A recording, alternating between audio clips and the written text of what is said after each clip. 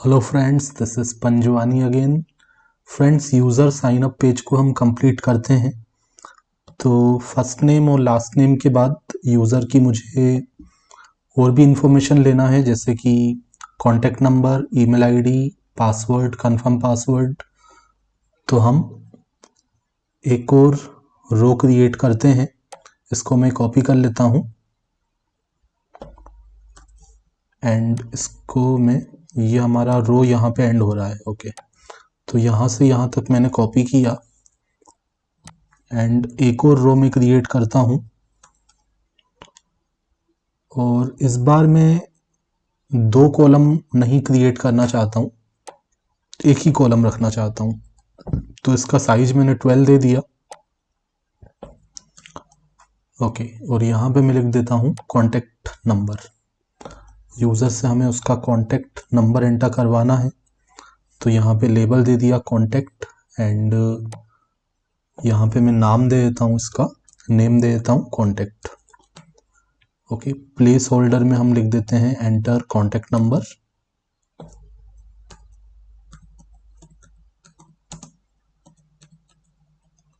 Okay,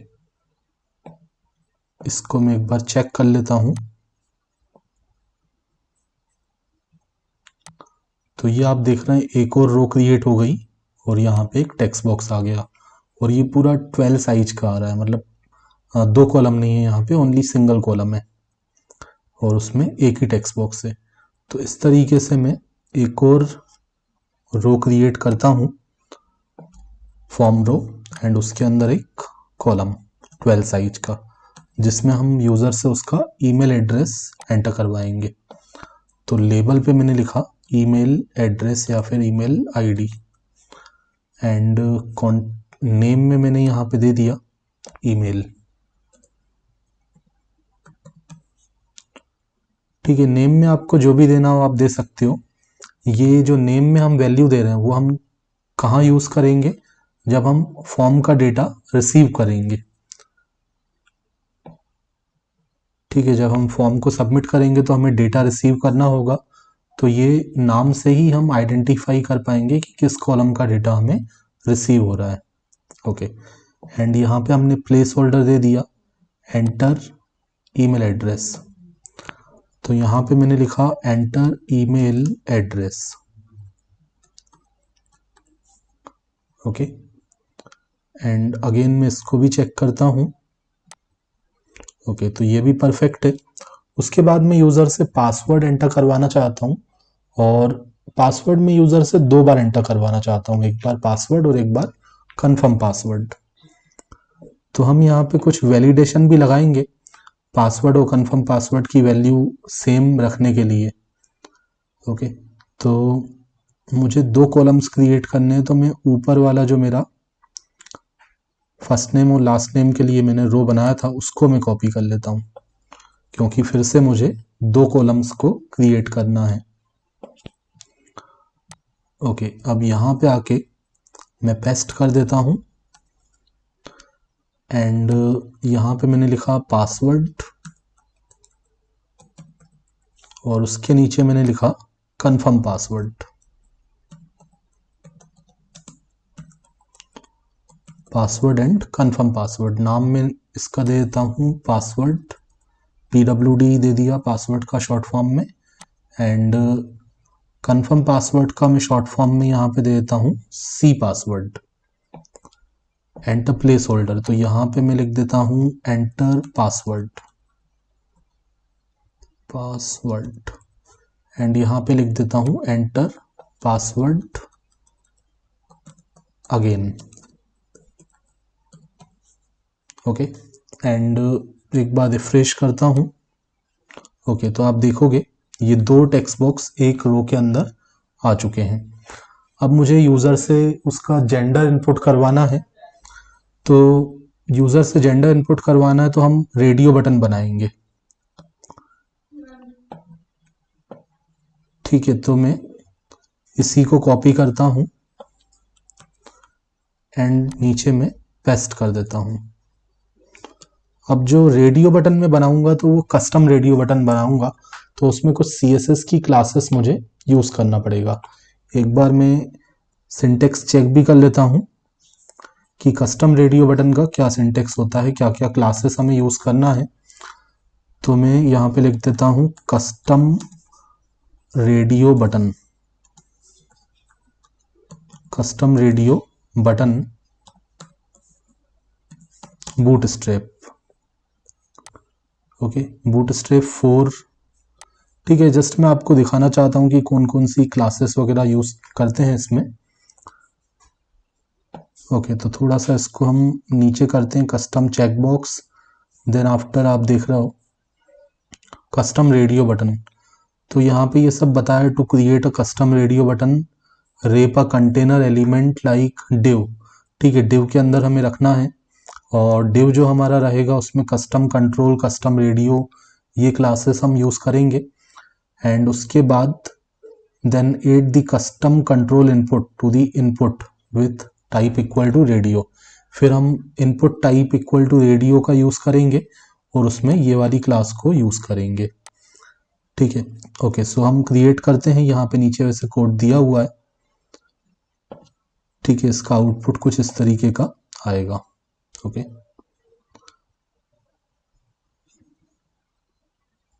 चलो मैं खुद से टाइप करता हूँ यहाँ पे।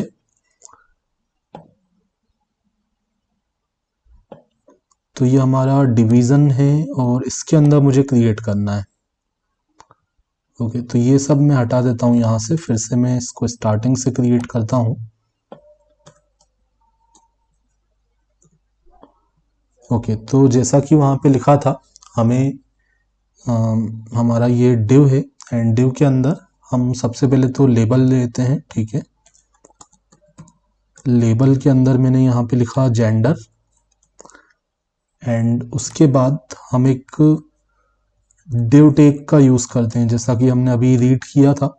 डिव टैग के अंदर मैं कुछ क्लासेस यूज़ करूँगा, क्योंकि मैं कस्टम रेडियो यूज़ करने वाला हूँ, कस्टम रेडियो बटन। तो डिव के साथ मैंने क्लास यूज़ कर ली कस्टम कंट्रोल। डिव के साथ मैंने क्लास यूज़ कर ली custom control and custom radio, custom minus radio. Okay, and उसके अलावा एक और क्लास में यूज़ करता हूँ custom control minus inline.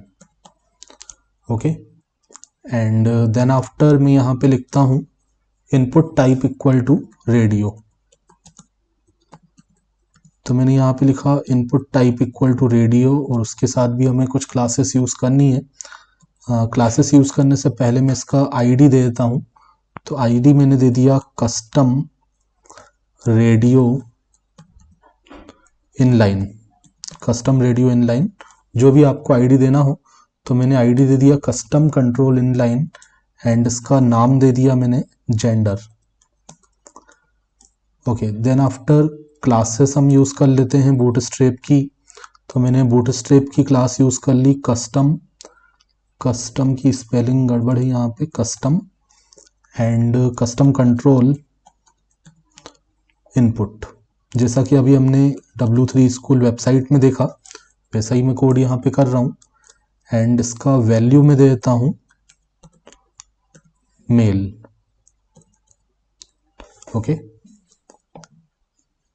And उसके बाद मुझे एक लेबल क्रिएट करना है। तो यहाँ पे मैं एंटर प्रेस करता हूँ एंड एक लेबल क्रिएट करता हूँ, लेबल। एंड लेबल पे मैंने बता दिया कि ये लेबल हमारा इस टेक्स्ट बॉक्स के लिए है, पहले टेक्स्ट बॉक्स के लिए। तो लेबल पे मैंने क्लास यूज़ कर ली कस्टम कंट्रोल लेबल। जो हमने कस्टम कंट्रोल बनाया है उसके लिए ये हमारा लेबल है। एंड लेबल अब हमने क्या बनाया, नीचे बनाया, बाद में बनाया, पहले कंट्रोल बना दिया है, उसके बाद लेबल बनाया है। तो आपको यहाँ पे बताना पड़ेगा फॉर, ये लेबल जो है किसके लिए है। तो ये जो हमने आईडी यूज़ किया था, वो आईडी हम यहाँ पे यूज़ कर लेते हैं। ओके, ओके, एक बार मैं इसको चेक कर लेता हूँ कैसा आउटपुट आ रहा है। ओके, तो ये कुछ इस तरीके का आपको दिख रहा है। ओके, इसी तरीके से एक और क्रिएट करते हैं। ये हमारा डिव हो गया एंड इसको मैं फिर से कॉपी करके पेस्ट करता हूँ।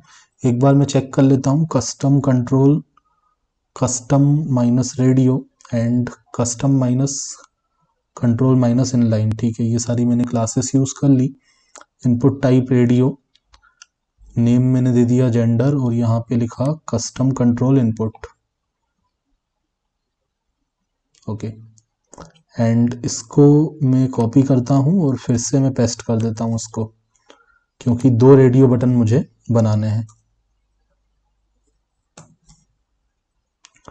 तो ये हमारे 2 रेडियो बटन हो गए। इसका आईडी में दे देता हूँ 2 एंड नेम इसका मैं जेंडर रख देता हूँ और यहाँ पे मेल की जगह फीमेल लिख देता हूँ। ओके, यहाँ पे भी मैं लिख दूंगा 2।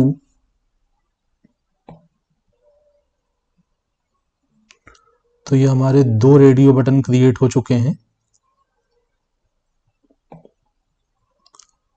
और लेबल पे भी मुझे यहाँ पे लिखना है।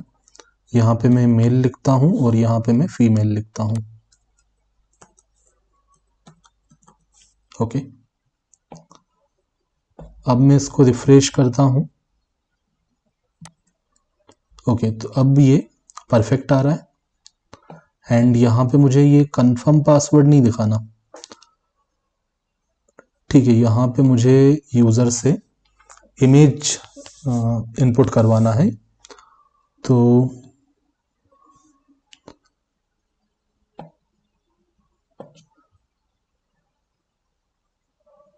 ओके, यहाँ पे मैं एक लेबल तो मैंने बनाया था बट ये अलग अलग लाइन में नहीं आ रहा है, एक ही लाइन में आ रहा है। ओके, ठीक है, कोई प्रॉब्लम नहीं है। एंड उसके बाद ये जो सेकंड वाला हमारा डिव है, सेकंड वाला कॉलम है, उसमें कंफर्म पासवर्ड है, तो उसमें हमें यूज़र से इमेज अपलोड करवाना है। तो मैंने यहाँ पे लेबल दे दिया इमेज। एंड जब हम इमेज अपलोड करवाते हैं तो इनपुट टाइप क्या यूज़ करते हो, फाइल यूज़ करते हो, फॉर्म कंट्रोल। एंड इसका नाम मैंने दे दिया, इमेज नाम दे देता हूँ मैं इसका। प्लेस होल्डर तो मुझे देने की यहाँ पे ज़रूरत नहीं है, तो प्लेस होल्डर को मैं हटा देता हूँ। एंड अब एक बार रिफ्रेश करता हूँ तो ये कुछ इस तरीके का आ गया। बट इसको या तो मैं ब्रेक यहाँ पे लगा दूँ या तो फिर मैं क्या करता हूँ, इसको एक डिव के अंदर रख देता हूँ। ये जो मैंने लिखा है जेंडर मेल फीमेल, अगर मैं चाहता हूँ जैसा टेक्स्ट बॉक्स वगैरह में ये बॉर्डर आता है वैसा बॉर्डर मुझे यहाँ भी दिखाना है, मेल फीमेल जेंडर जहाँ पे लिखा हुआ आ रहा है।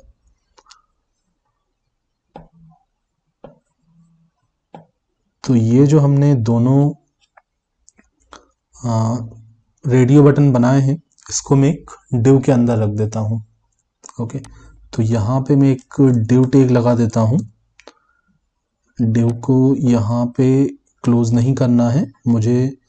जब ये हमारे दोनों रेडियो बटन्स का कोड हो जाएगा, ये पहला और ये दूसरा, इसके बाद मैंने डिव को एंड कर दिया।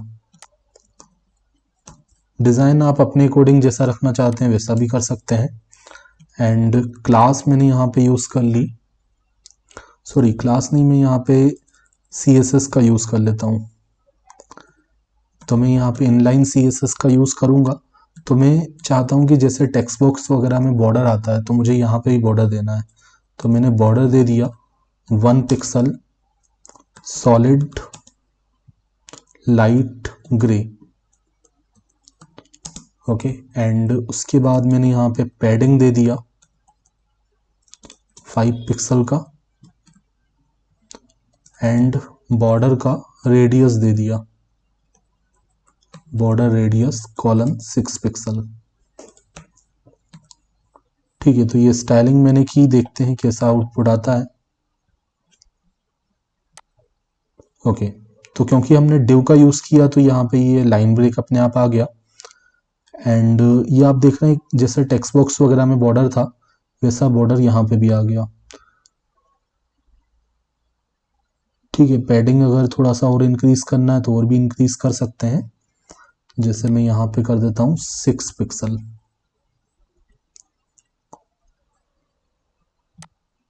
ओके, तो ये और थोड़ा बड़ा हो गया है ना। तो अब ये इक्वल साइज का ही लग रहा है लगभग। ओके, एंड लास्ट में हमें एक बटन बनाना है सबमिट का, या फिर सबमिट लिख सकते हैं या फिर साइन अप लिख सकते हैं। तो सबमिट लिख देते हैं, एक बटन बनाते हैं डिव के एंड होने के बाद। तो मैंने लिखा input type equal to submit,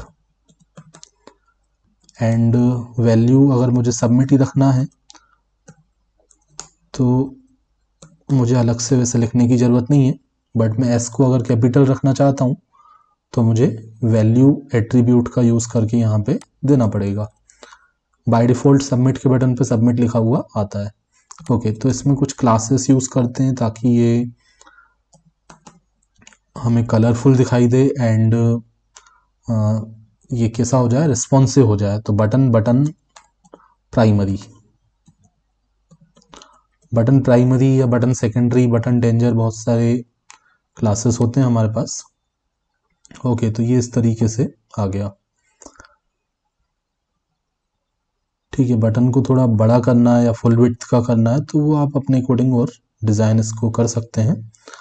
इसका विड्थ अगर मैं चाहूँ थोड़ा सा इंक्रीज़ कर देता हूँ, तो मैं यहाँ पे क्लास नहीं लगा के स्टाइल लगा देता हूँ। स्टाइल में दे दिया, इसका विड्थ थोड़ा सा मैं इंक्रीज़ कर देता हूँ। तो विड्थ मैंने कर दिया 200 पिक्सल। देखते हैं कितना साइज आता है। ओके, तो ये इस तरीके से आ गया, या फिर आप फुल विड्थ भी रख सकते हैं। ओके, और ये फुटर आपको अगर नहीं लगाना है सभी पेजेस में तो यहाँ से फुटर को हटा भी सकते हैं। ओके, एंड अगर मार्जिन देना चाहते हैं टॉप से और बॉटम से तो मार्जिन भी दे सकते हैं। तो मैं कुछ मार्जिन भी दे देता हूँ। मार्जिन टॉप और बॉटम से मैं देना चाहता हूँ तो मार्जिन वाई मैंने कर दिया 3। ओके, सो फ्रेंड्स, अब मुझे क्या करना है, अब मुझे पासवर्ड और कंफर्म पासवर्ड को चेक करना है कि ये दोनों सेम है या नहीं है। अगर ये दोनों डिफरेंट होंगे तो हमारा ये फॉर्म सबमिट नहीं होना चाहिए। ओके, तो ये चीज़ मैं आपको बताऊंगा नेक्स्ट वीडियो लेक्चर में। Thanks for watching.